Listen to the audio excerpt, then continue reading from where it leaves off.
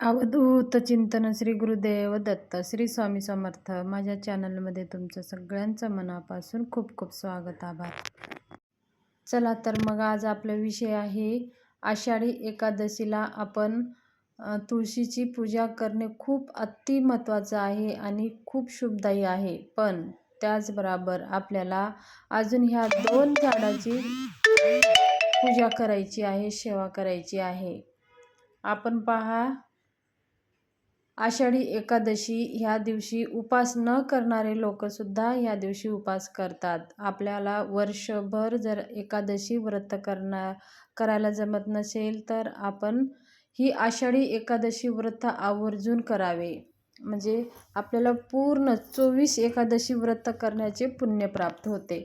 एवढं महत्त्व आहे ह्या आषाढी एकादशीला. एकादशीचं व्रत कसं करावे, पूजा काय करावी, सेवा कशी करावी, ते सगळे माझे व्हिडिओ आलेले आहेत. तुम्ही माझ्या चॅनलवर जाऊन तुम्ही व्हिडिओ पाहू शकता. तर आज आपण जाणून घेणार आहोत की आषाढी एकादशीच्या दिवशी आपल्याला तुळशीजवळ तर पूजा करायची आहे, तुळशीची पूजा करायची आहे. पण ही चुका अजिबात करायची नाही की तुळशीला आपल्याला जल अर्पण करायचं नाही, तुळशीला स्पर्श करायचं नाही. ह्याच्या मागचं कारण हे आहे की तुळशी माता भगवान विष्णूसाठी निर्जला व्रत करत असते. जर आपण जल अर्पण केले तर तिचं व्रत भंग होतं आणि त्याचे दोष आपल्याला लागतात. म्हणून आपण तुळशीला एकादशीच्या दिवशी, कोणत्याही एकादशी असू द्या, वर्षाच्या 24 एकादशी असतात, ह्या 24 एकादशीमध्ये आपण तुळशीला जल अर्पण करायचं नाही आणि स्पर्शसुद्धा करायचं नाही आणि नैवेद्यसुद्धा दाखवायचं नाही. नैवेद्य जे दाखवतो आपण ते जसं उपासाचं दूध साखर म्हणा, खडीसाखर, हेच नैवेद्य आपण तुळशीला दाखवायचं आहे. नाहीतर मग आपण अन्नाचं नैवेद्यसुद्धा आपण दाखवायचं नाही. आणि प्रदक्षिणा करायचं आहे, पण दुरूनच करायचं आहे. तुळशी माताला आपण कसं स्पर्श करतो, हळदी कुंकू लावून स्पर्श करतो, तुळशी मातेला जल अर्पण करतो, हे चुका अजिबात करायचं नाही. नाहीतर मग तुळशी मातेचं व्रत भंग होईल आणि त्याचं दोष आपल्याला लागेल. आता आपल्याला तुळशीची पूजा आपल्याला करायची आहे. त्या दिवशी आपल्याला सकाळी लवकर उठून आपल्याला स्नान वगैरे करून आपली ते नित्यपूजा करून तुळशीची पूजा हळदी कुंकू दुरूनच अर्पण करायचं आहे. धूप दीप वाळून घ्यायचं आहे आणि दूध आणि साखराचा नैवेद्य दुरून ठेवायचा आहे. स्पर्श तुळशीला होणार नाही याची काळजी घ्यायची आहे. मग तुळशीजवळ बसून आपल्याला काही जे भगवान ओम नमो भगवते वासुदेवाय नमः ह्या मंत्राचं यथाशक्ती जप करायचा आहे. सगळे आपल्याला पूजा करत असताना जर बसून आपल्याला जर 11 माळी ओम नमो भगवते वासुदेवाय नमः ह्या मंत्राचं जप आपण तुळशीच्या सान्निध्यामध्ये बसून केले तर आपल्या जीवनामध्ये राजयोग येतात आणि भगवान विष्णू प्रसन्न होतात, माता लक्ष्मी प्रसन्न होते. आणि माता तुळशी माता जर प्रसन्न झाली तर भगवान विष्णू खूप प्रसन्न होतात. म्हणून तुळशी मातेच्या सान्निध्यामध्ये आपल्याला ओम नमो भगवते वासुदेवाय नमः या मंत्राचं जप 11 वेळेस करा किंवा 51 वेळेस करा. यथाशक्ती तुम्ही कितीही माळ करू शकता, पण कमीच कमी 11 माळी तर जरूर करा.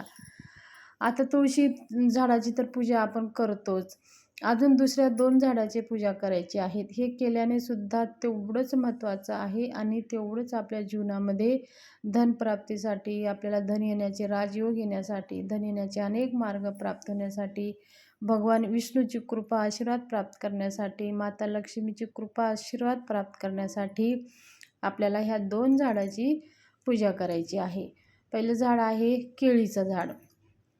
आपल्या घरासमोर कुठं आपल्या बागायतमध्ये जर केळीचं झाड असेल तर त्या केळीच्या झाडाची आपल्याला पूजा करायची आहे. पूजा काय करायचं आहे, एका तांब्यामध्ये थोडं पाणी घ्यायचं आहे. त्या पाण्यात चिमूटभर हळद टाकायची आहे. ती हळदीचं पाणी केळीच्या बुडाला अर्पण करायचं आहे. केळीच्या झाडाची हळदी कुंकू धूप दीप दिवा ओवाळून घ्यायचा आहे, पूजा करून घ्यायची आहे. आणि हा केळीचा झाडाच्या बुडामध्ये भगवान विष्णू आणि बृहस्पती देवता विराजमान असतात अशी मान्यता आहे. म्हणून भगवान विष्णूला अतिप्रिय आहे केळीचं झाड. म्हणून ह्या केळीच्या झाडाची आपल्याला पूजा करायची आहे. शक्य होत असेल तर त्या झाडाजवळ बसून आपल्याला ओम नमो भगवते वासुदेवाय नमः किंवा ओम नारायणाय विद्महे वासुदेवाय धीमहि तन्नो विष्णू प्रचोदयात विष्णू सहस्त्रनाम, विष्णू गायत्री, लक्ष्मी गायत्री मंत्र, कुबेर मंत्र, ह्या मंत्राचं जप बसून जर आपण जप केला तर बघा आपल्या जीवनामध्ये धनाची कधीही कमी पडत नाही आणि आपल्या घरामध्ये धन येण्याचे अनेक मार्ग प्राप्त होतात आणि धन जे काही येतं ते अखंड टिकून राहतं. जिथं भगवान विष्णूंची सेवा केली जाते, माता लक्ष्मी आपोआप येते. माता लक्ष्मीला बोलवण्याची गरज नसते.